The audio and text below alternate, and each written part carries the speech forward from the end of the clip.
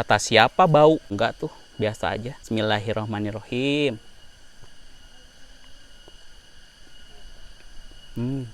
Enak.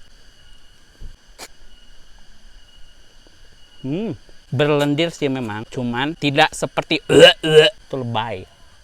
No? Terus saran AA, kalau makan nato jangan terburu-buru, santai. Kacangnya agak sedikit pahit dan ini asin karena ada kecap asinnya kan. Ini saksi ya, habis loh.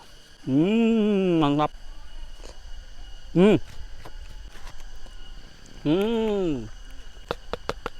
Emang berlendir sih itu. Nggak selebay katanya bau kos kaki. Kos kaki siapa yang bau nato? Bau topo dapur. Topo dapur siapa yang bau nato? Jangan lebay.